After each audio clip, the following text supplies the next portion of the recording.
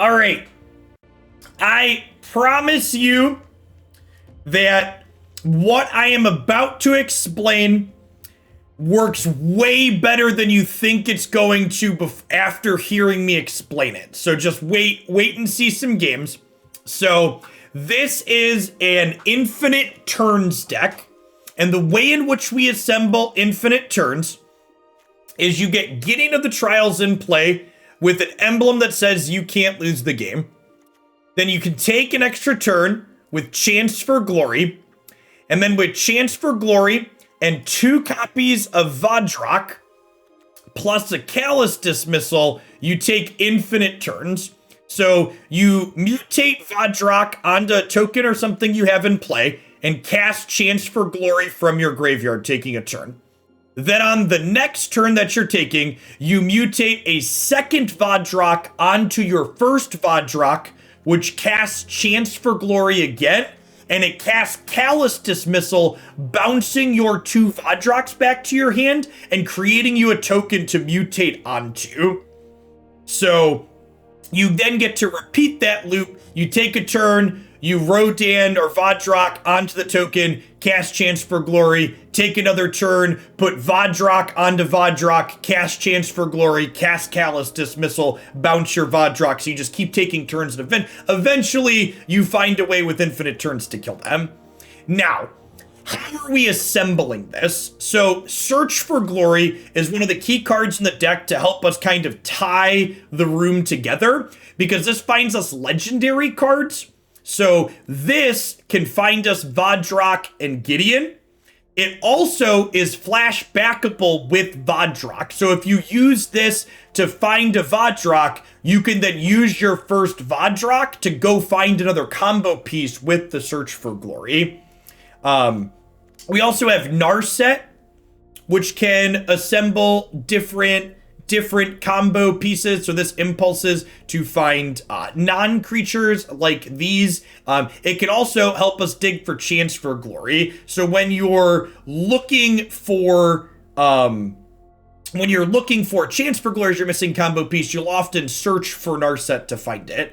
Another kind of incidental thing that happens with this deck is this card makes your creatures indestructible permanently, which usually isn't relevant because you lose the game the turn after this happens, but you can use this to make this indestructible permanently. Then you don't lose the game with Gideon, and then you can cast Wrath of God as a one-sided board clear. Yeah, so, and another thing to think about too with this deck is, even though the full infinite combo is technically 5 cards, it is also just reasonable cards in and of itself. So you can kind of win via fair gameplay by attacking with this and flashing back things for value and beating down with Gideon. Something that comes up frequently is you'll Gideon with Chance for Glory just for extra attack steps and kill them without actually going infinite. And you also have the controlling element against decks that play to the board. So let's go ahead and dive on into some games here with this and see how this goes. This deck was very reasonable and sweet for us when we were playing it before Strixhaven release. This will be our first time playing it since Mystical Archives were added to the format.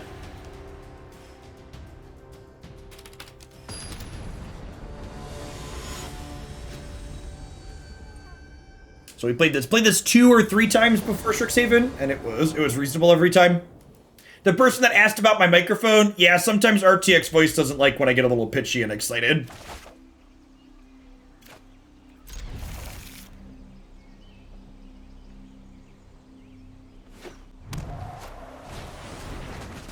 Yeah, I believe I have a couple of helixes and rip-aparts in the sideboard, but my main deck didn't change with Strixhaven.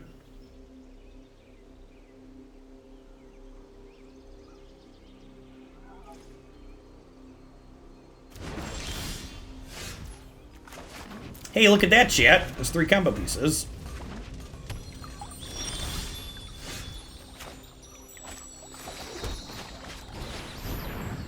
Something else that's worth noting, too, with Vadrok, is this doesn't just recast instants and sorceries, this recasts non-creatures. So this can recast Gideons, it can recast Narsets. So like when your opponent's like interacting with your combo pieces, this helps you recast them from the bin. You know, Time Warp, we could do it without Gideon. Vadrok doesn't recast Time Warp, so no, I don't think we want to play that card.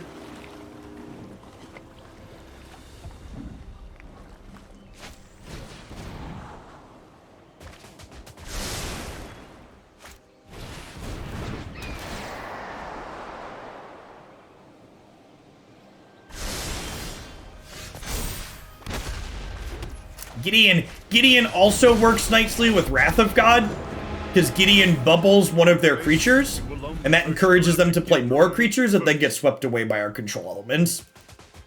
We're definitely a combo control deck. Thoughts on discontinuity is backup Gideon, slow and bad. A one-time effect like that's not good enough.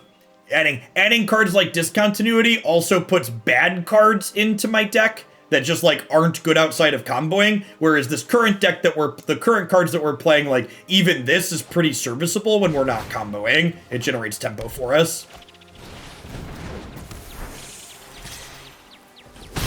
Don't force my hand.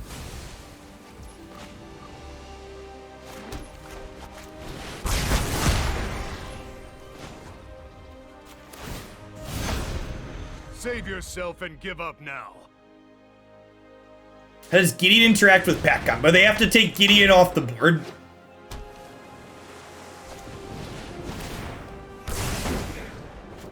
Fight on without me.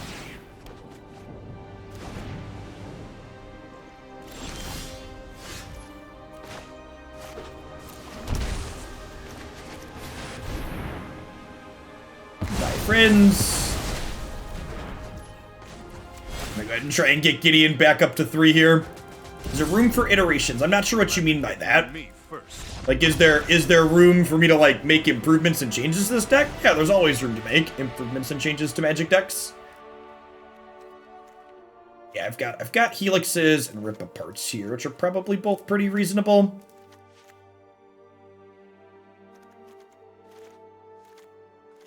Oh, you want to play the card Expressive Iteration? Maybe. I feel like that's probably worse than Search for Azcanta.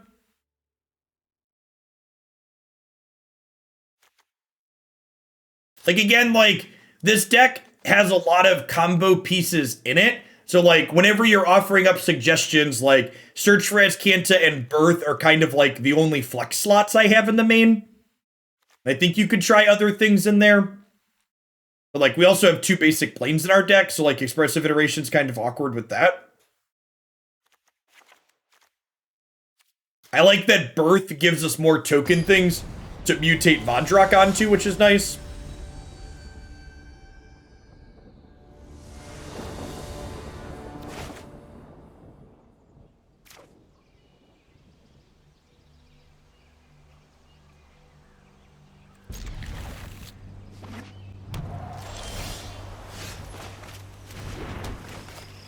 Mutating onto Arcanist sounds like one of those very win more sweet things. Like, generally speaking, when your Arcanist deck is keeping Arcanist in play, it's already a must-answer threat. No, Gideon is a human when he makes himself a creature. So cannot mutate onto that one.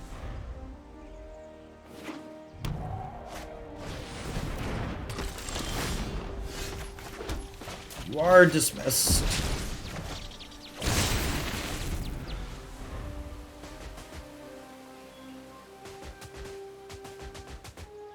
Yeet it back from whence it came.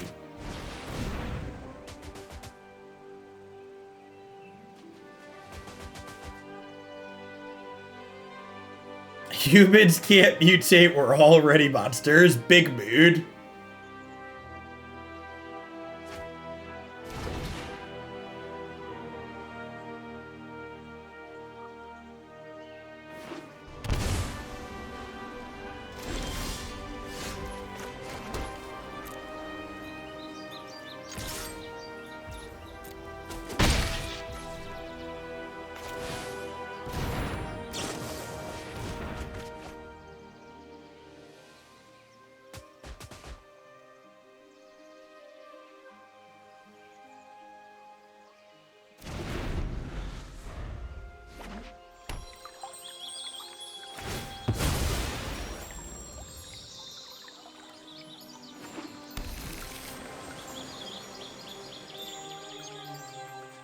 Crookies plays a lot more Magic than most people, and thusly is much better at it than most people. Is how he does it. I mean, that same applies to most content creators, right? Like your win rates at home with decks that I play on stream are likely not going to be worse than like what I play on when I play them on stream. Just kind of how it works. I think we rip this apart, and then we can Vadrok rip this apart next turn potentially. That's pretty punishing. That wasn't one that was on my radar to think about. Of One Mind's a good piece of technology. This card's really sweet with Young Pyromancer.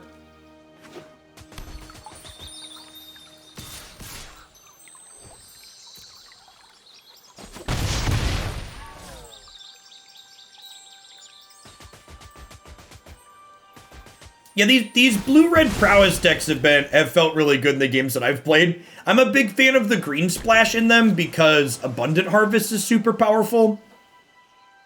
But there is value to having more consistent mana as well.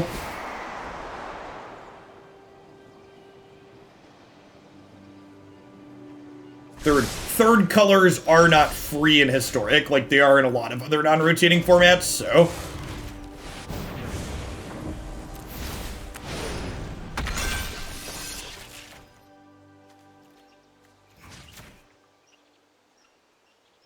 That is true. Sarkhan's passive text was really funny against these decks earlier.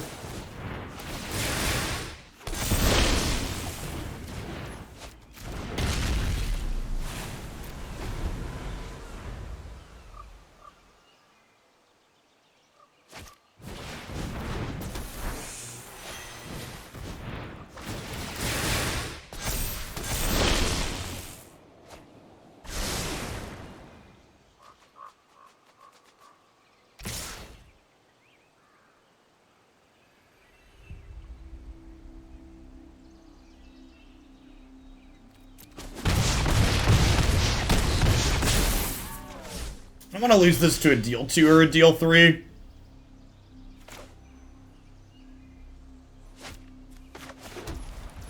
They have another counterspell, we're going to be in trouble.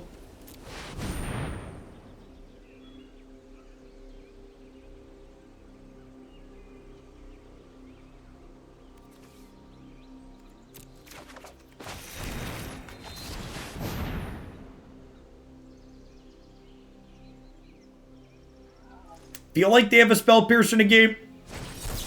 Well, this does have First Strike, you're right. Yeah, it's fine, it doesn't matter. Good call. Good call on the First Strike.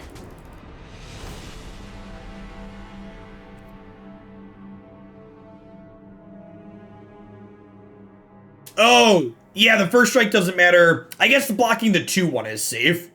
But blocking like the Sprite Dragon or the other Prowess Idiot would have been bad.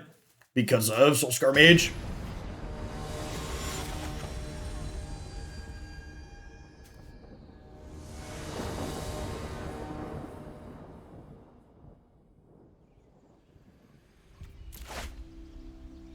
Why do you doubt that there would be another? Why do you doubt that there would be another set before the D&D set? We've been consistently getting new historic content right in the middle between other set releases. So did they announce something that makes you think they're going to deviate from what they've been doing, or are you just like baselessly speculating because you're a member of Twitch chat? Rather than playing into a Spell Pierce, I'm just going to draw this, I think. Mech Ox, thanks for the follow. I think Cavalcade sounds terrible. I think Sedgemoor Witch and Young Pyromancer together is really sweet, though.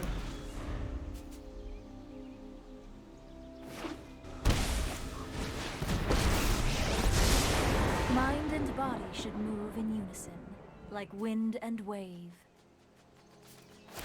Hey, Carmenova, thank you for the 3 entire years of support. And Sound of Science, thanks for the 18 months. Alright, I think we just take this opportunity to get Chad into play, right? It could be right to Helix her, though, since I drew this. I feel like saving this to double spell down the line has value, though.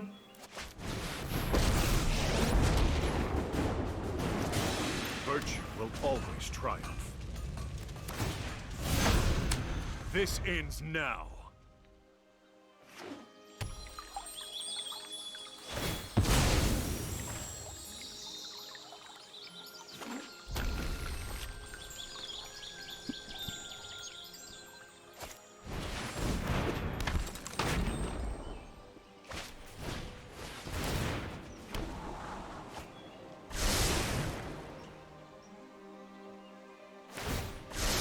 Thoughtfulness before action.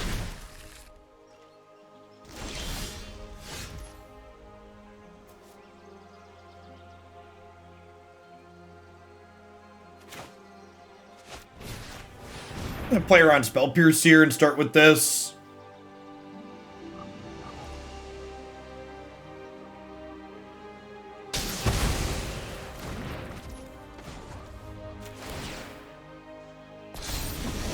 Not if I can help it. Captain Wasabi, thanks for the follow.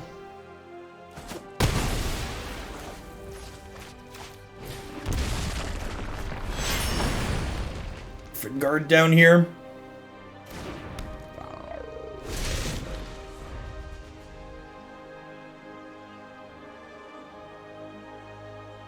No shock is nice.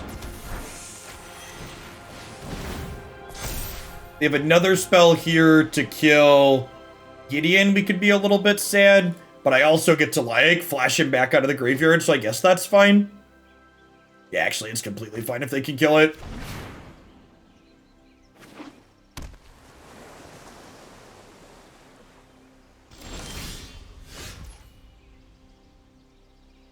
Okay, so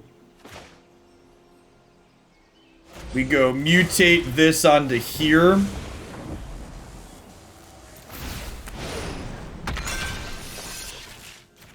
Attempt to helix this.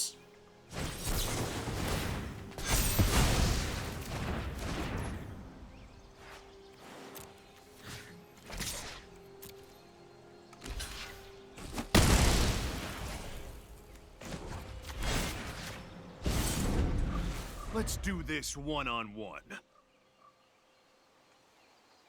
I'm supposed to be more aggressive about getting the Narset off the table. Kasmina not being able to draw cards feels awkward.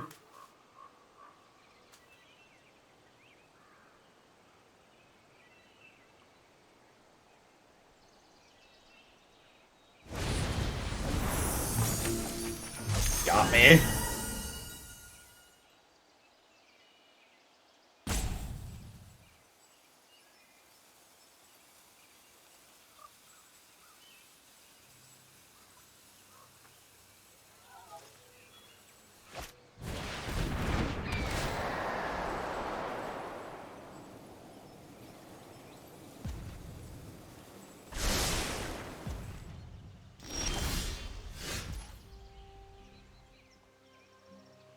Think they have another Spell Pierce.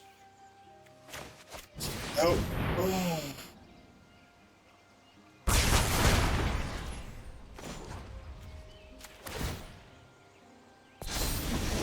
I don't think so.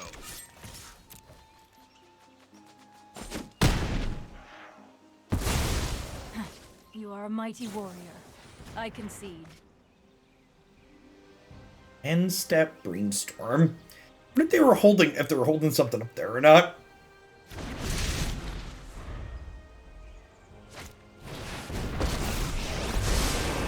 You've never seen anything like this. Bioshock in about an hour? Yeah, about an hour, a little more. One-ish o'clock. I have practiced against many players like you. Second Narset.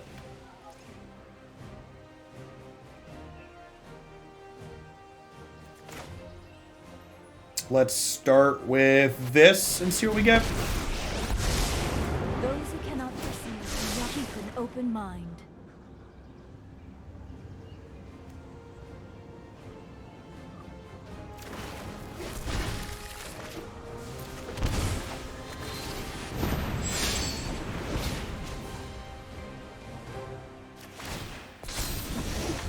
Not if I pretty can close to comboing here. Interesting technique. Looking for a land. Meditate and prepare. It's pretty unfortunate. We could have found a land with Narset's down tick there too, because we had 2 more spell lands she could have found.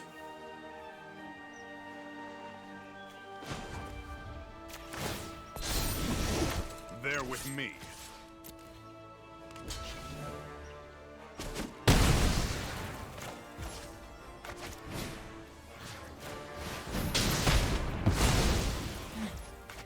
Still have much to learn.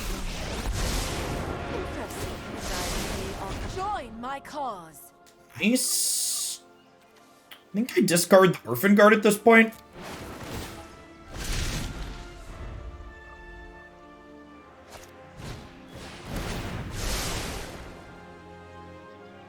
Yeah, Rip Apart's great. Yeah, you can technically give this indestructible, but he still loses loyalty while indestructible. It just prevents him from, like, effects like, what's it called? Like, binding the old gods. Stuff like that.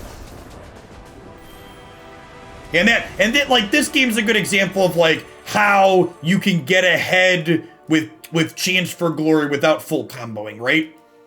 Like, and that's why this deck felt reasonable the last couple times we played. Our deck's basically like this weird Chance for Glory turns deck, and just like, it turns out taking an extra turn for 3 mana is just super powerful in a lot of situations.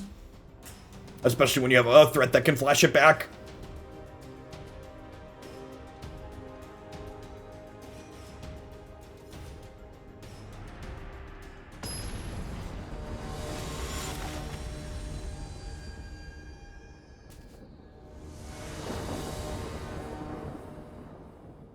I hope this one has a good set today. I'm definitely going to add it up to the website, because it had a few good sets before the most recent set release. So I imagine it's probably still pretty decent.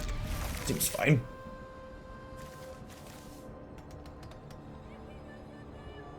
Need some white lands. Hopefully Search can help take us there.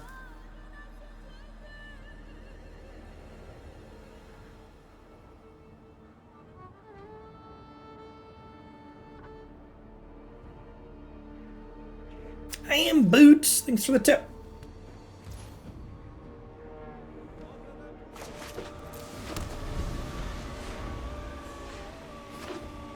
Hey, no problem on the delay getting something submitted. I am happy to get that one into the queue. It'll be up tomorrow or the day after. Hey, nice. Yeah, I think I definitely want to play this on too, though, so I can get this into play. Play around with this card spell. Cheesy Pastries. Thank you for the 2 years. Welcome back.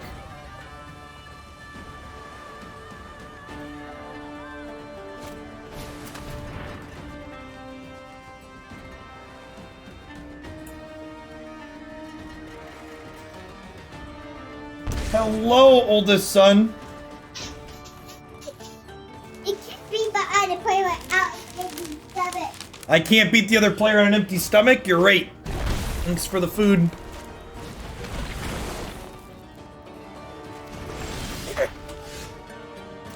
Narset. I think we're just digging for lands. Like, I guess this hoses a... He did, thank you.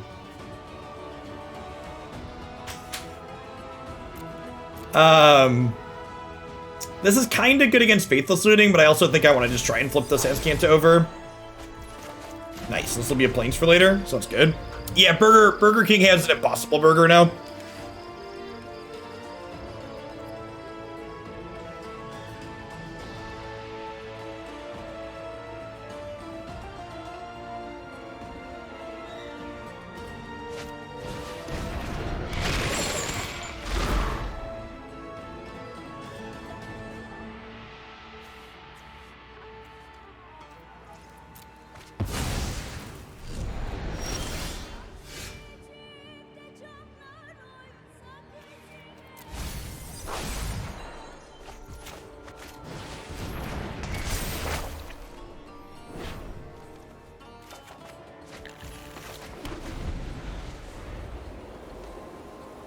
This stream is in no way sponsored or endorsed by Burger King, but Burger King, if you're out there, it certainly could be. Let's talk.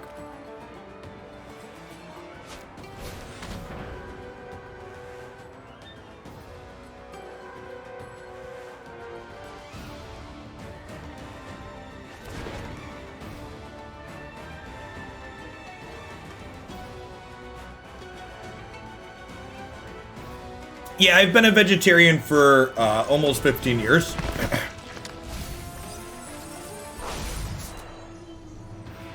When I started living on my own and thus procuring my own meals. I moved to a plant-based diet. Although, I eat things like Burger King, so it's not for health reasons. I just don't really care for most meat. This is gonna come. People always comment on me eating the Impossible Burger. This is gonna come as a surprise to you, chat. And by that I mean it shouldn't be. Believe it or not, the Impossible Burger isn't really that close to actual meat.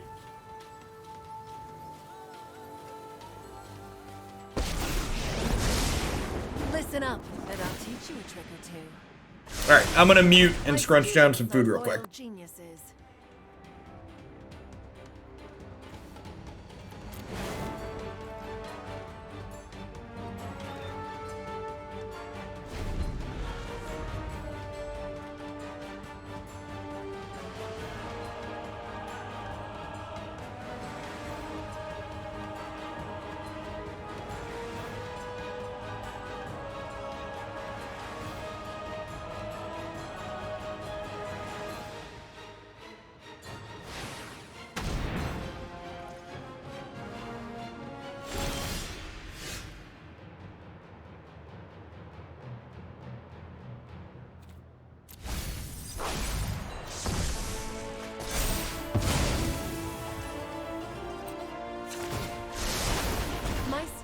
Are loyal and brilliant. I think Wrath of God is worse than a random cycle here.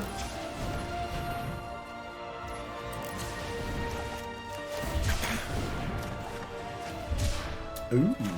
Ooh. I'm gonna grab Vadrok here. And then I think... Yeah, I'm not gonna play around with another Croxa. Just gonna go ahead and do this. I guess any red source lets them discard this. Yeah, I'm probably supposed to hold the land there. It could go close.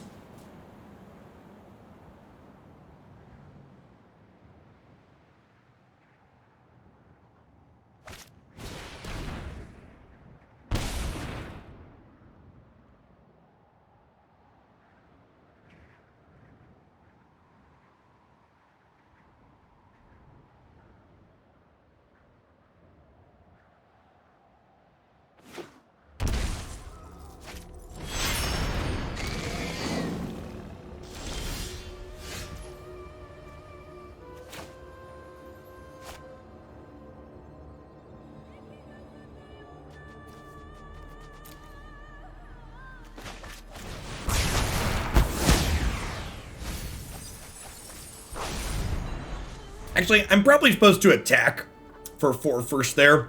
Because if they block, I can hold the Wrath of God. If they don't block, I deal 2 to 4 points of damage.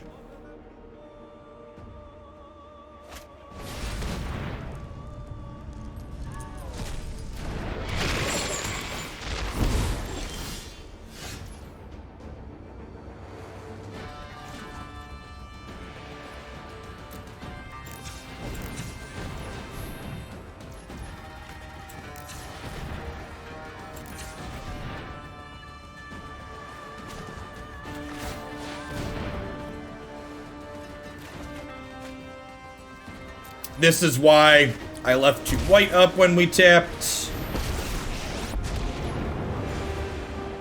Oketra, watch over me. We could have also hit a Callous Dismissal there to bubble the Croxa.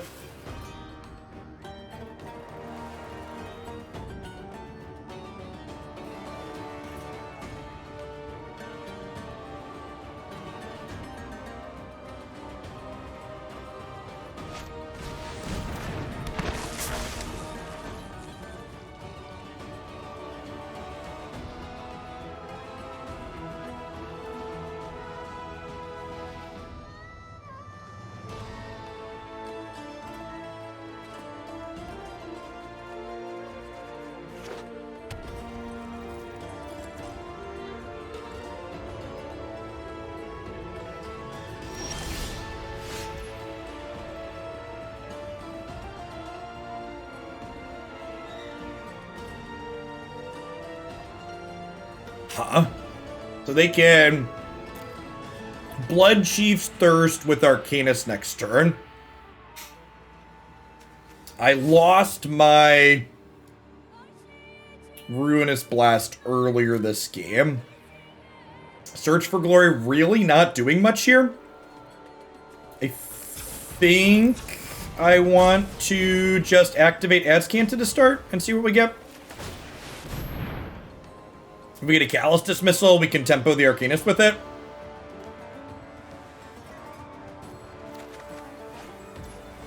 Yeah, that's also fine, right? We get a do-over.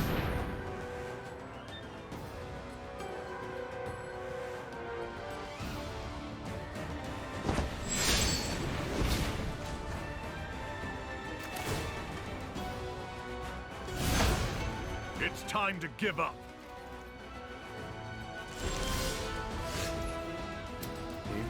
Birth.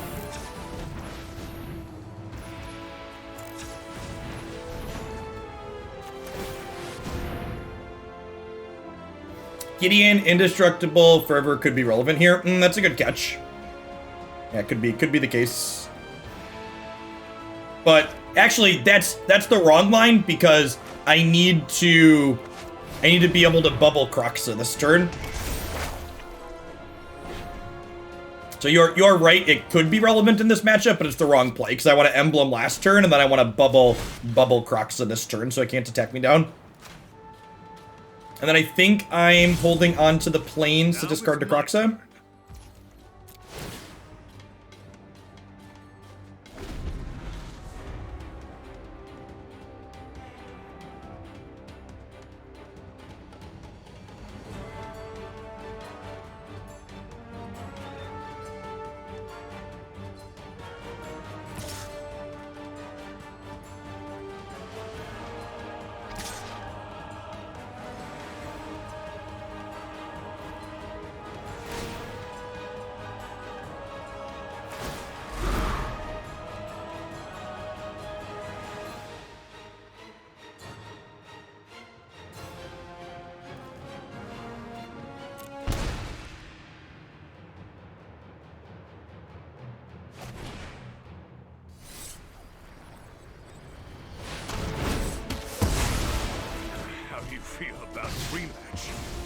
I will return with even more disciples.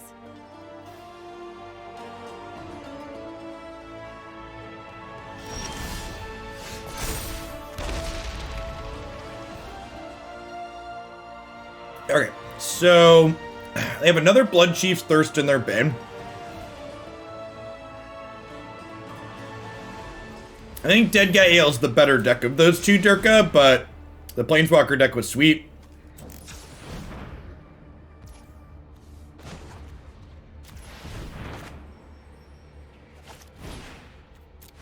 I'm gonna go grab a Vadrok here.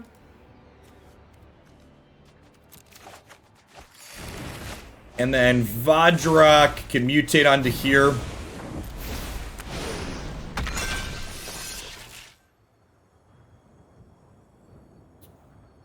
How many Gideons am I through? I'm through 2 of them already. I could be greedy and chance for glory here, but I think I'm just supposed to Gideon. I will prove myself. Get to bubble this and pass. I've been waiting for this.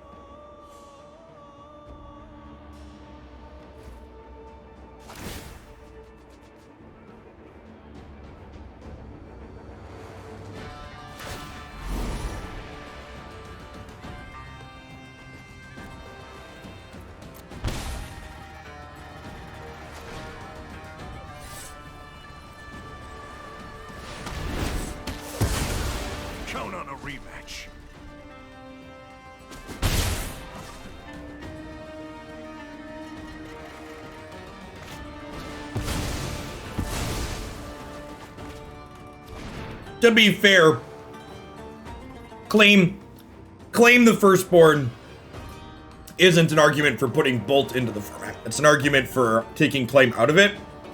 And Claim at least needs a second thing with it. Like Village Rights to be good. And then we're just dead here, right? The fact that I didn't, you know, maybe I was wrong. This finds a Wrath of God. If I would have had a land in play, we could have cast it. Yeah, I think I messed up here. I should have played to Wrath of God as an out.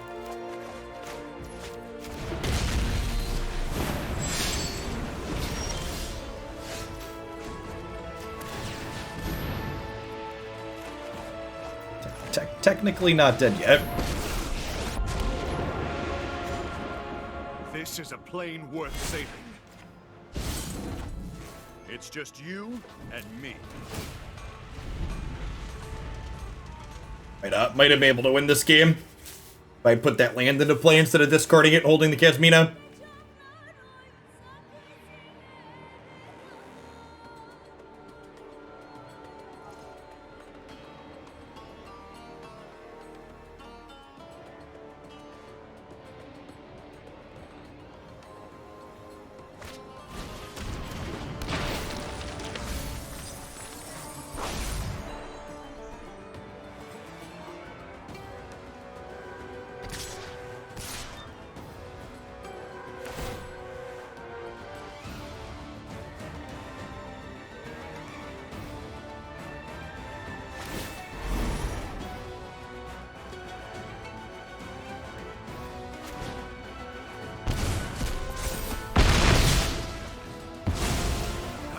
Revisit my training.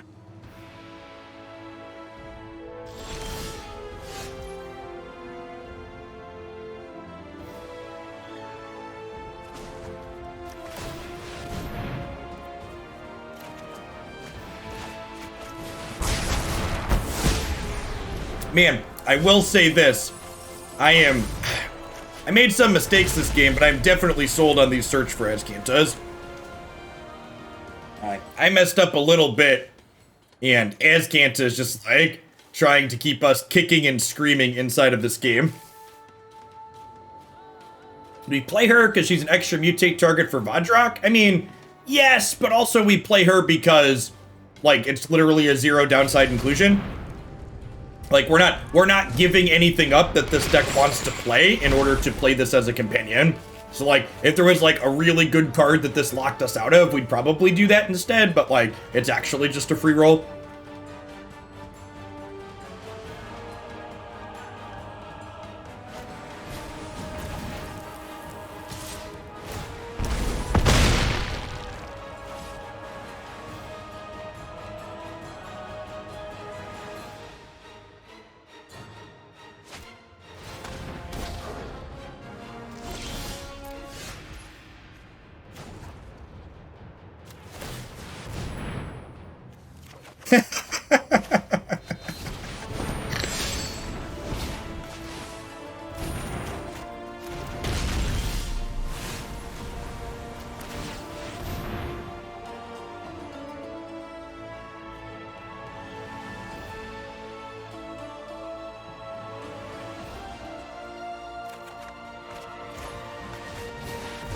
Could technically still find a Gideon, and then Gideon can bubble.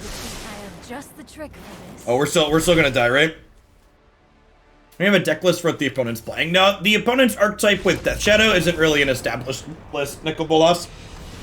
There's been a number of Arcanist lists going around, but the established ones don't play Death Shadow.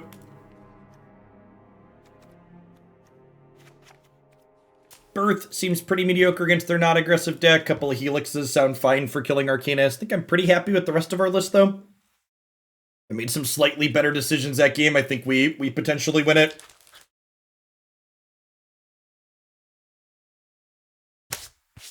If I would have kept that land, I could have Wrath of God it a turn sooner. I mean, their archetype is basically the red-black Arcanist deck with Death Shadow jammed in is what it looks like. I don't know what exactly they've cut from the more stock list to jam Death Shadow in. They're probably playing like Death Shadow and some more Bolt lands. I haven't seen any cards that they've played other than Shadow that are atypical in the normal list. So I'd imagine if you wanted to do something like what they're doing, you just like start with the list on my site and like cut basics for bolt lands and like cut 4 spells for 4 shadows.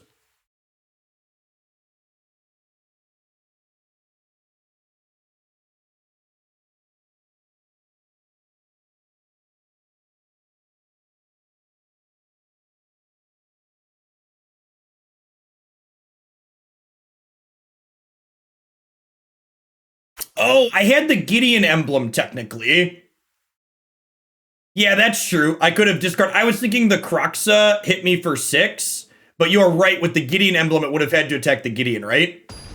Yeah, you're right. I technically wasn't dead on board there. I could have bubbled one of their things, and then they would have had to have a removal spell for Gideon. Or a burn spell for my face. It's a good point.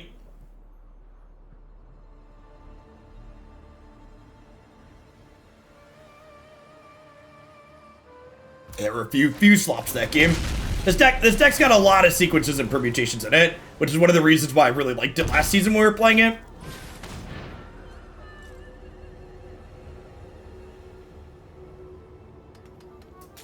Playing rogues when? Probably not. There's enough good players that play decks like that it's probably not something I'm going to make time for to play on stream without a donation. Decks that I choose to play on stream tend to be more of the sweet variety as opposed to like stock good deck variety.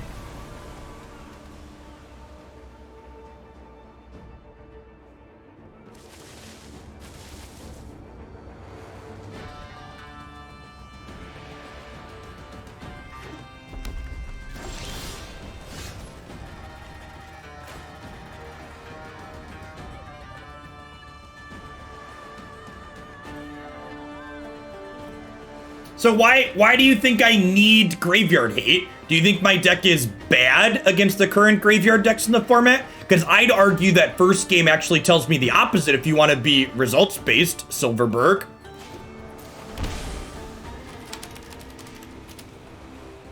Like, that first game, we hung in there a long time, and I ended up conceding from a position that I wasn't actually dead in after making many mistakes. So, from at a glance to me, it doesn't really feel like my deck needs... It doesn't feel to me like my deck needs ways to interact with the graveyards. We can just interact with them and erase them.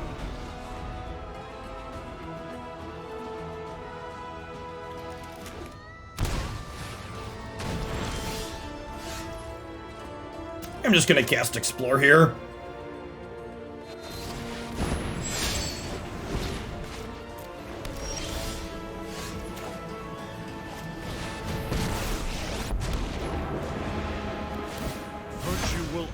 You should quit now.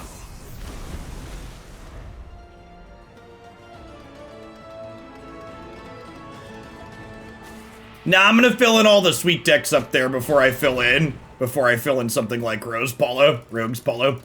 Like I said, there's plenty of places people can go for that. I just want to put other decks that are proven and established in the metagame up there for references, but I'm not gonna make playing stock tier 1 decks a priority on stream. Because like I said, there's a lot of people that make a lot of good content that do that well. I don't really feel compelled to join in that, if that makes sense. Do this and just bubble the Death Shadow here.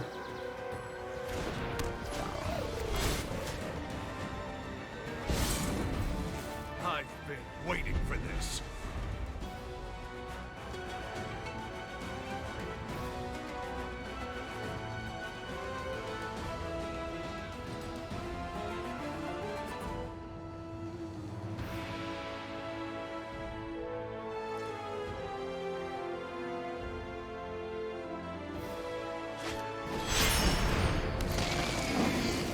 Great, my Kingdom for a Wrath of God, eh?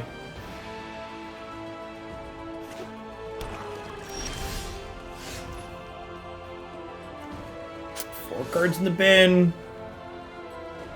Should be 5.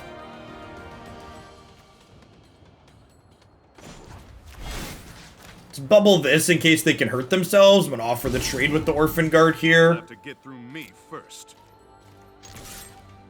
Is it worth playing the creature? Yeah, the upside of having the creature in play, should I draw Vadrok, is really high.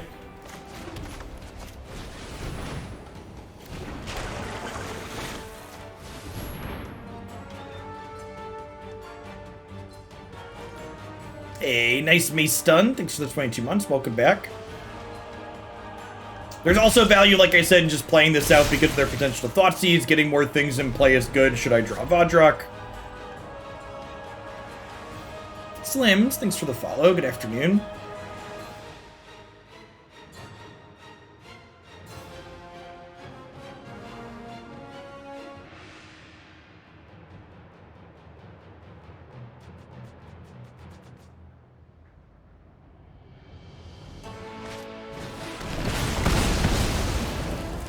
And now, I can flip search for Azcanta here if we've been the top card of our deck since they killed that. So, thanks. I don't think Muxus has ever not been an okay power level. I think Muxus is a card that just sucks to play against, so... I'm not... Like, I've never argued that Muxus needed to be banned from a power level perspective.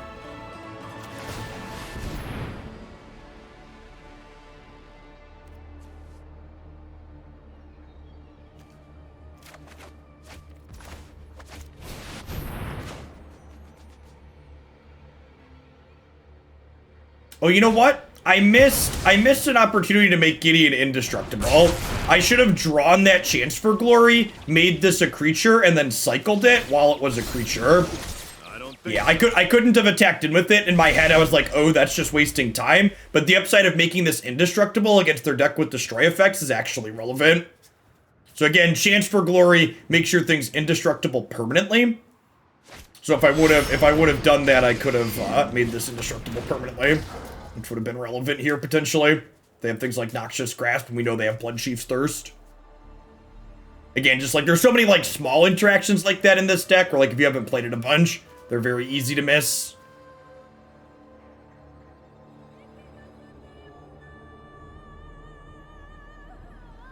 Yeah, I agree with Twitch. The graveyard strategies we can't outvalue, I'd rather have counterspells against.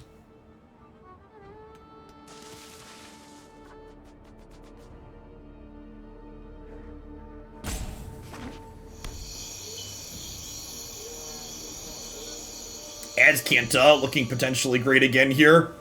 We're pretty far behind in general, but if there's a card that can drag us kicking and screaming back into the game, it's definitely Azcanta.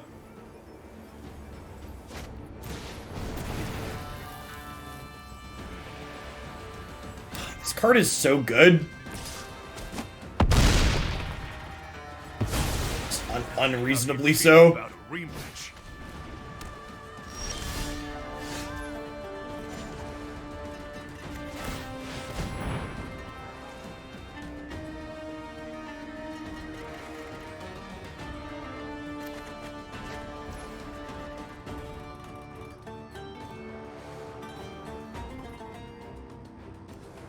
How gambly do we feel?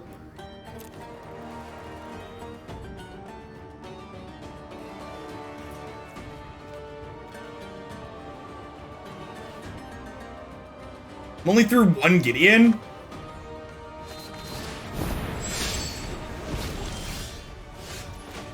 Yeah, that.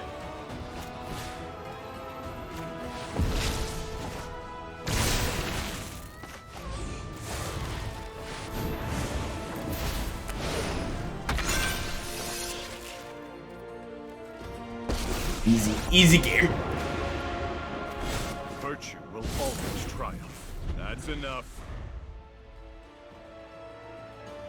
Maybe I'm supposed to bounce the Lurrus. They're actually in Bubble the Shadow. Yeah, I think I'm supposed to bounce the Lurrus and Bubble the Shadow because it's better against Claim. I'm just excited that we hit. I mean, to be fair, if we missed on the draw for something to mutate Vadrok onto, we had 4 more looks at our 3 other copies of Gideon, right?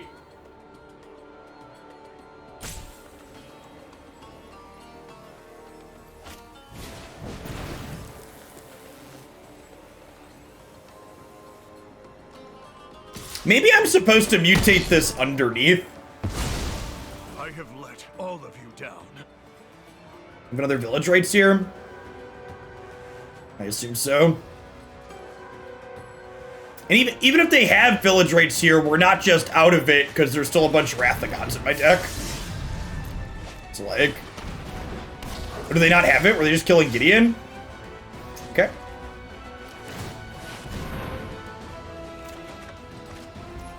Oh wait, this is just lethal, right?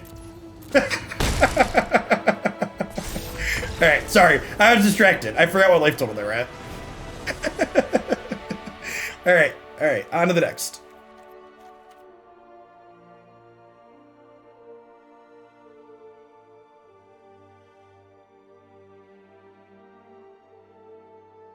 Dr. Funkenstein, thanks for the follow. Good afternoon. I'm a giver. I wanted to give him a 13/13 Death Shadow. It was out of the kindness of my heart.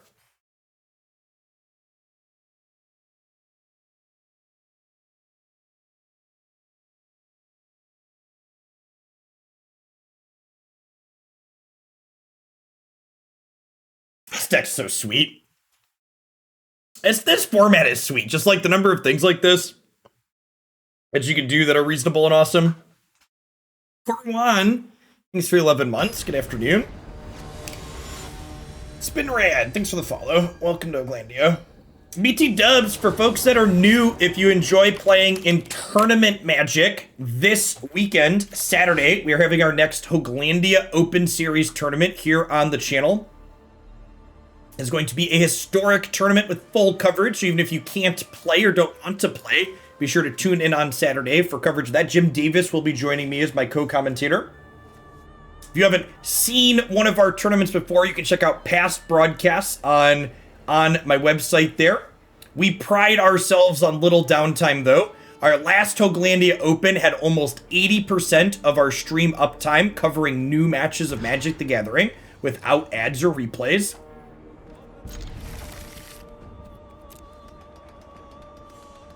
If you want to play in that tournament, make sure you read all of the rules and procedures on the tournament page. Because the goal of that tournament broadcast is coverage, you are required to be in the subscriber Discord server and being able to share your screen upon request.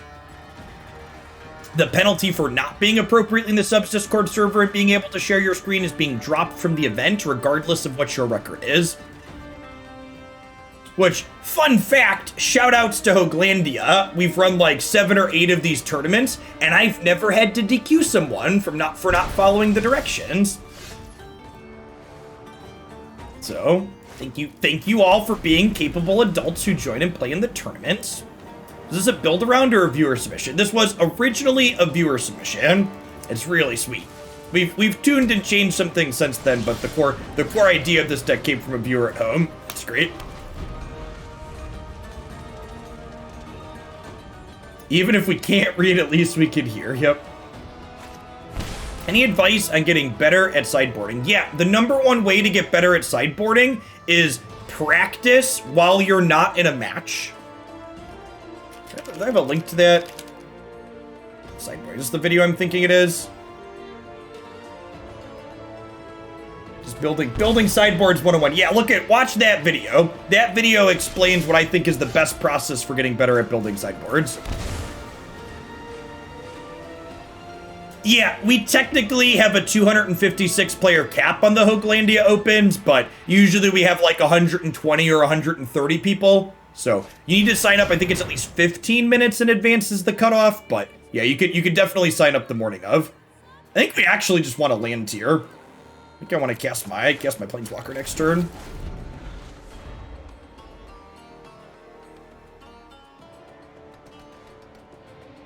Yeah, you don't have to sign up in advance. If you're gonna sign up the morning of, I would encourage you to make sure you're in the subs Discord and know how to screen share before the day of.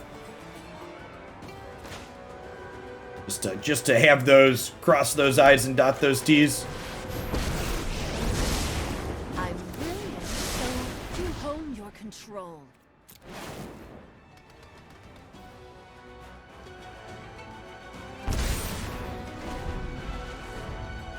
Do you have any advice how to get into the format without spending a buttload on packs? The only way to acquire cards on Magic Arena without spending a buttload on packs is playing a bunch of limited.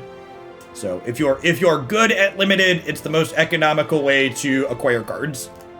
Outside of being good at limited, if you can spend money for at least one deck, playing in the 1,000 gold constructed events is good value if you're a good Magic player.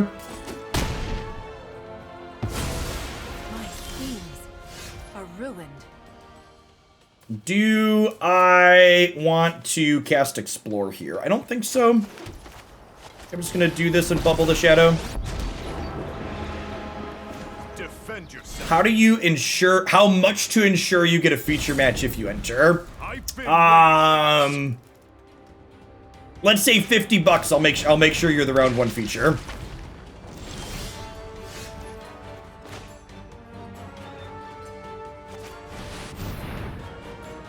Goodbye, friends. This card's so good. It's very possible this deck could want a second Ruinous Blast in the sideboard. Side of justice will never lose. You could also just play something sweet though. We have an extreme bias towards putting sweet decks on coverage, so.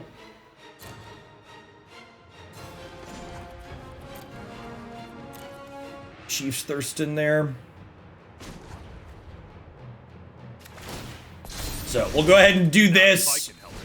And then we'll Chance for Glory, which makes this permanently indestructible. So it's no longer Blood Chief's Thirstable. Indestructible Chad chat. We also get to attack an extra time here, which is great. Is that a good draw? If so, why? Please explain. You're making a whole lot of assumptions here. Good at limited, good at Magic, can read and write. Ooh.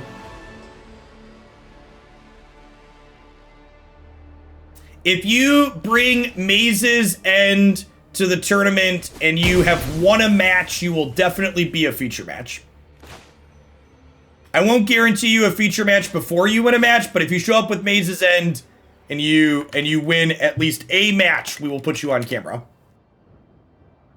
That's a general guarantee to everybody, by the way. You show up with something exceptionally sweet, we make sure to get you on camera. If you've won matches. Generally speaking, I look for sweet decks for the first few rounds too. Oh god, this card finds Search for Azcanta.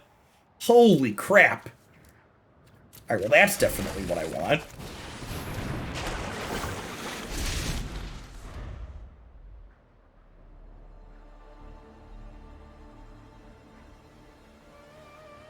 Yeah, this deck is great. I love this one. This one's definitely going on the site.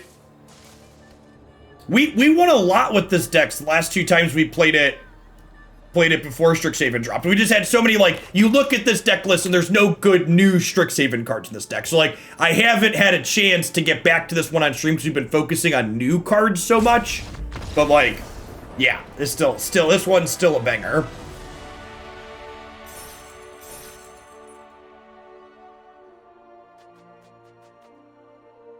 Still very sweet.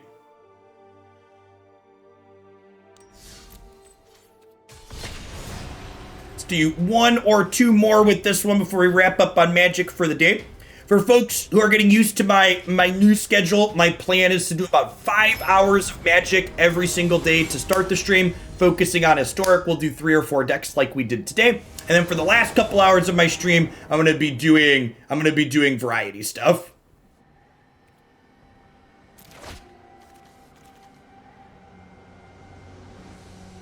Carp, thanks for the 23 months. I appreciate that. Welcome back. Yes, it's fine. Do we bottom a land and be a little greedy, or do we bottom a spell? I bottom the Callous Dismissal.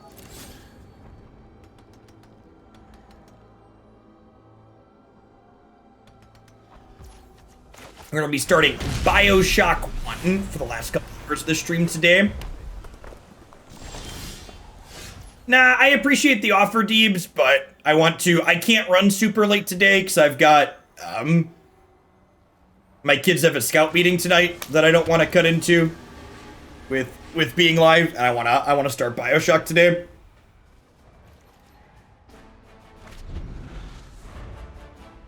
One of the things I'm trying to break myself of in terms of psychologically is being less obsessed with my metrics. So even when they're good, I appreciate all the people that are here, but I still want to make sure I get a good amount of variety stuff in, play some other sweet games.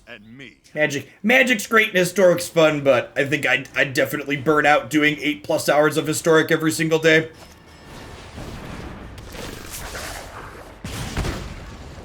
You're better than I expected.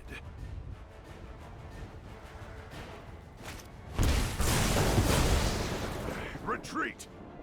I think we just cast Wrath of God here, right? Just take my 2 for 1. I plan doing Bioshock 2 as well. Maybe I'm gonna wait until I see how Bioshock 1 goes. Our birth here looking potentially very good. Actually, it's looking kind of great, right? It finds us our other planes, and then the Search for Glory is gonna gain us 2.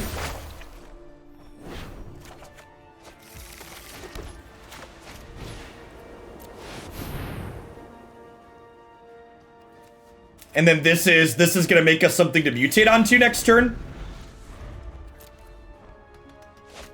I'm gonna be playing the remastered version on my PlayStation 5.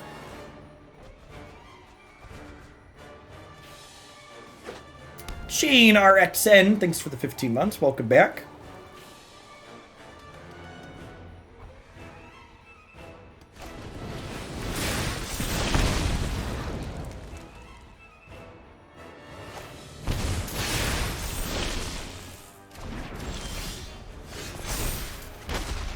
That's right. Okay, so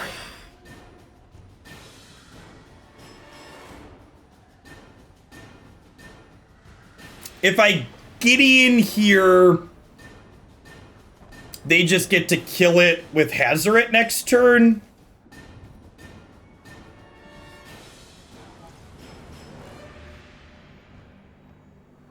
I could just search for Glory and get another Rodan. That's probably the play, actually, huh? I think that's the play.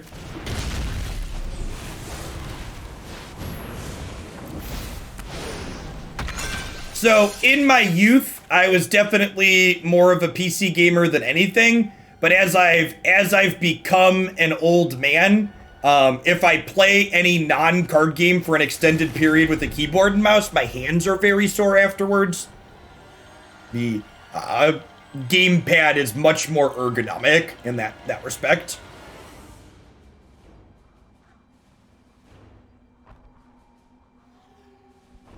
So they can pillar my dome here, or they could do that. Okay, sure. They're giving up that though. So that sounds fine. Okay, and now I could Callous Dismissal the Soul Scar Mage. God, Search for Glory is so good in this deck, it's unreal. And now I get to do this and cast another Search for Glory, fishing up another Vadrok.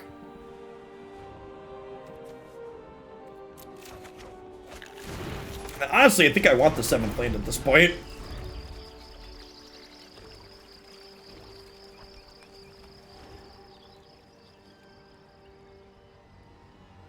Yes, yeah, the fact that this card doesn't exile is absurd. Yes, correct. This deck wouldn't work if this exiled.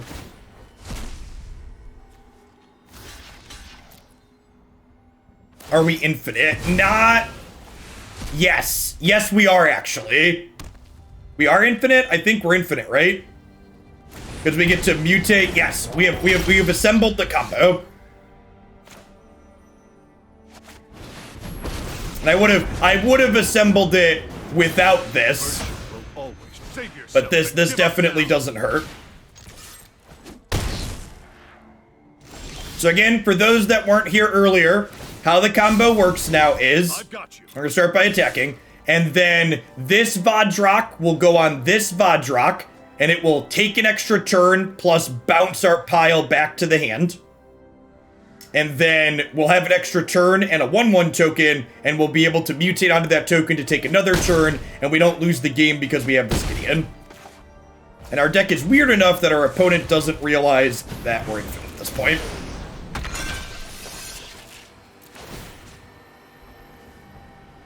And again, if you're new to the channel, these are the types of sweet piles we play every single day of the week.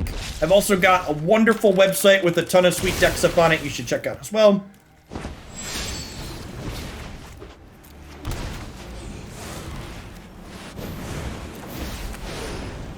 We did not need Gideon off the top, that is correct. We could have cast Gideon out of the yard with our Mutate. I've been watching this set. I don't think I realized we won. Yeah. I mean, to be fair, the deck's real weird, right? Like it's easy to miss when your combo gets set up here. All right, so Helix and Rip Apart definitely come in. I think Ruinous Blast is probably too slow. It's probably an Aether Gust matchup. What do I want to trim here? This is probably a Search for Azcanta out matchup. Effects a little bit slow. Some number of Narset likely come out here.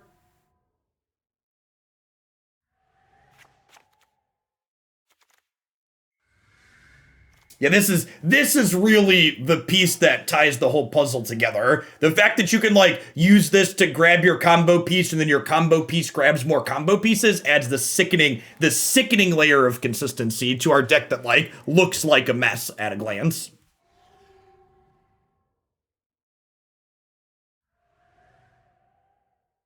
Yeah, I mean, you don't, and like I mentioned in the opener, like, you don't go infinite a lot. Like, a lot of the time, yeah, I think 4 is too many. Like, you don't want to draw too many of this card. And, like, we have 4 Narsets and Search for Azcanta, so you can, like, find this card when you need it. I've been pretty happy with 3 with the card selection that we have as a whole.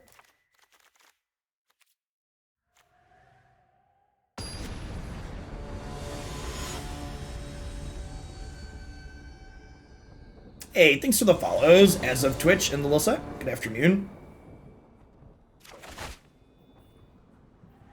This is probably too slow on the draw. I think I'd keep this on the play with Gideon into Wrath, but I think I really need Helix, Rip Apart, Birth, some 2-mana play when we're on the draw here. Yeah, this is fine. Bottom to the Smashing.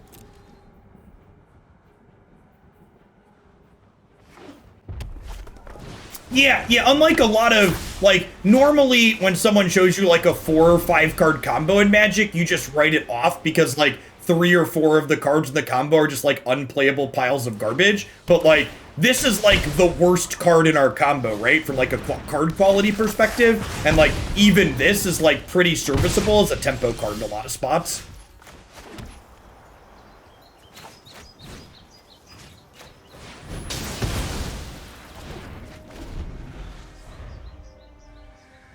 Both my Search for Azcantas are in the main Ace Tiger. I boarded them out here against aggro.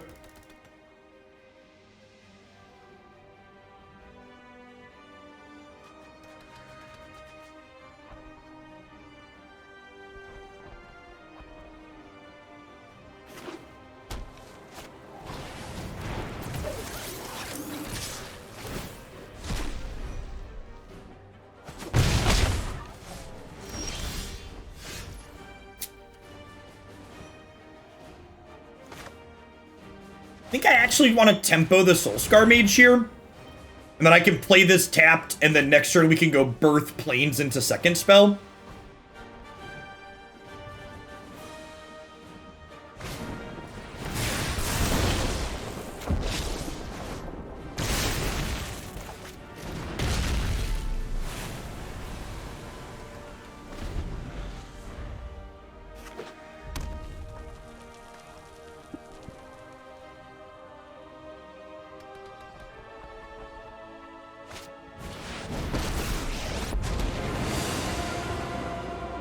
Go, tough guy. Time to toast your marshmallow. S'mores, anyone? What if I,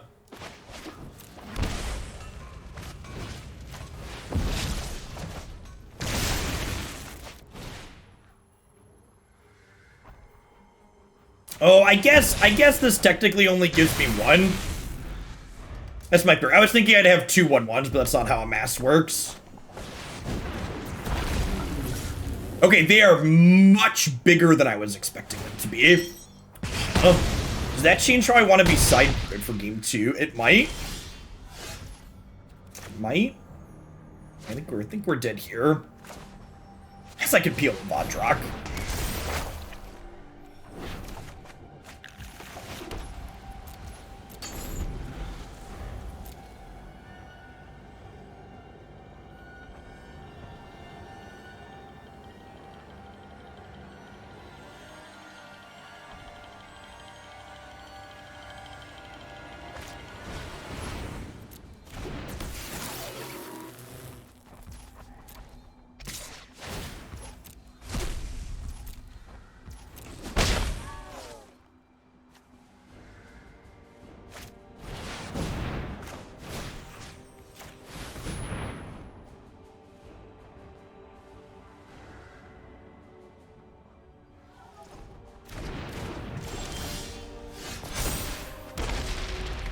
Yeah, I guess Wrath of God could have maybe dug us out of here too. Alright, so do I want to change? Probably not. Probably not. That's fine. Hey, maybe I want like one more Narset back in. They're going a little bigger. It's not really anything I want to cut though.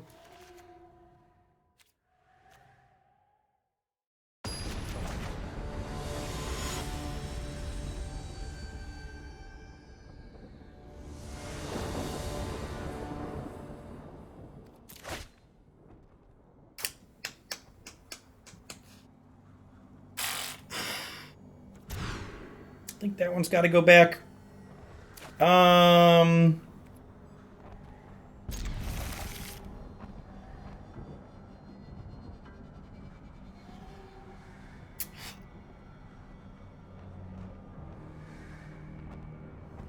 Yeah, they do, Kyle. In fact, if you scroll down on the front page of my YouTube, there's a playlist. There's a list of playlists that has all the variety games I've played. Actually, BioShock Infinite was one we did recently too, so there's a full playthrough of that one up there. Yeah, they'll all go up there on a playlist in order. If you have to miss any and wanna check them out after the fact.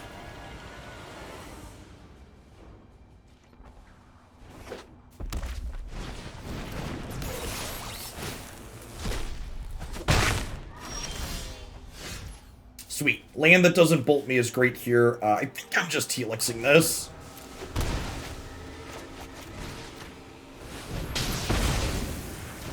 Like nip that in the bud before it gets out of control.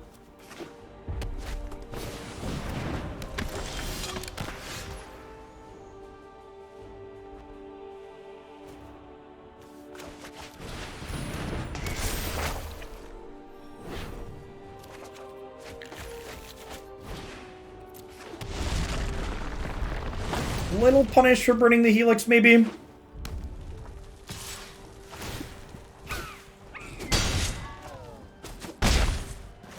Yeah, I liked Infinite a lot. It was well done. Wrath of God here. Little bit of damage, but not too much. Little sad that we have to lose our wall, but I needed to draw the planes with this last turn.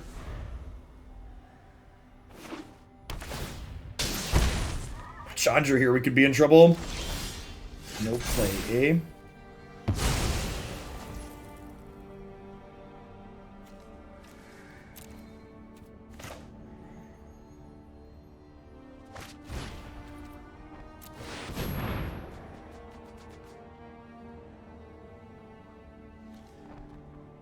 I think I'm grabbing Vadrok here. A little shame we're missing a land drop.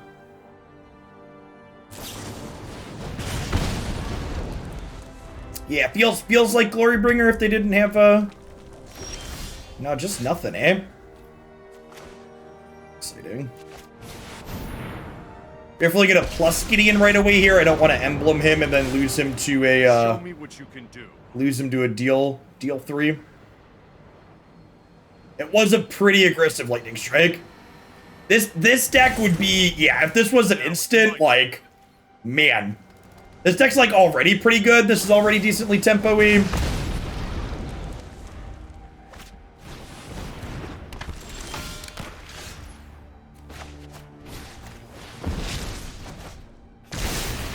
I'm pushing Gideon to 5 now before I emblem, because I want him to survive a Glory Banger hit.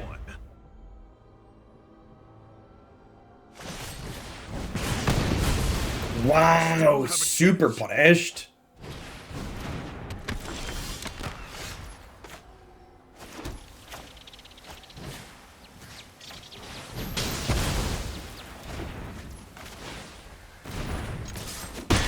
Our 3-mana walker died to Fry, chat. It's just bad design. Alright, that's 4 points there, technically.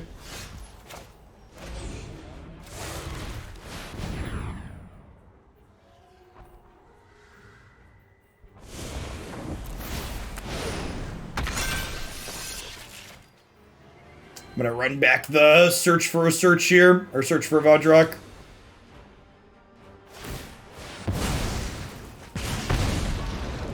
I think my life total's low enough and their life total's high enough that I'm not gonna attack with this here.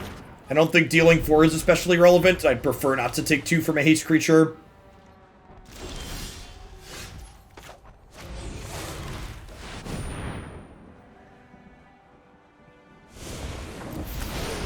Hello. I love your streams. Nice and polite. Always feel comfortable here. Thanks for a little safe space. Thanks for the tier 2 and for the 2/3 of your support. Wouldn't be here without folks like you.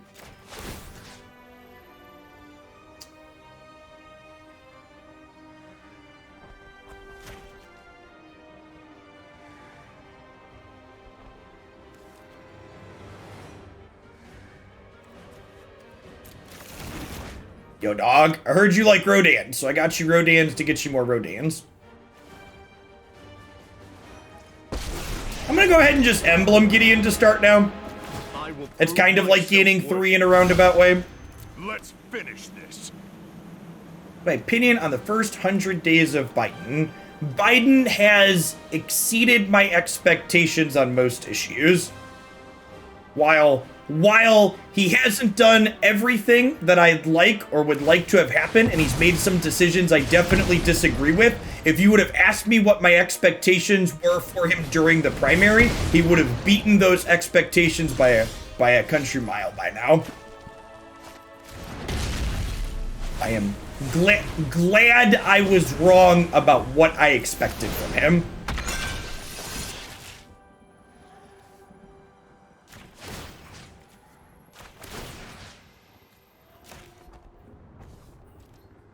So we get to search for the last Vadrok.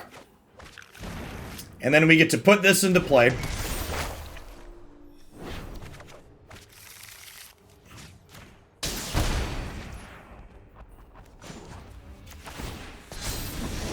Not if I can help it. Thanks for the year and a half, Inhumane. I appreciate the tier 3. Welcome back.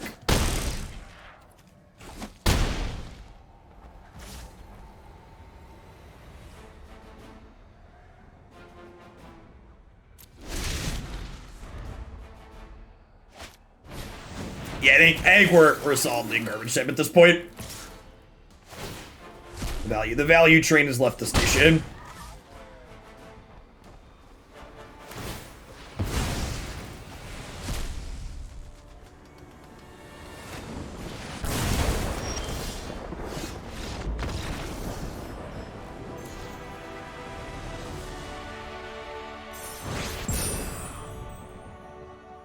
He does, as you mutate, you get more crystals, is very nice.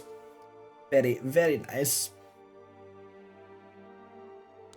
Yeah, Helix was a great ad there. I mean, to be fair, we had a chat emblem too, right?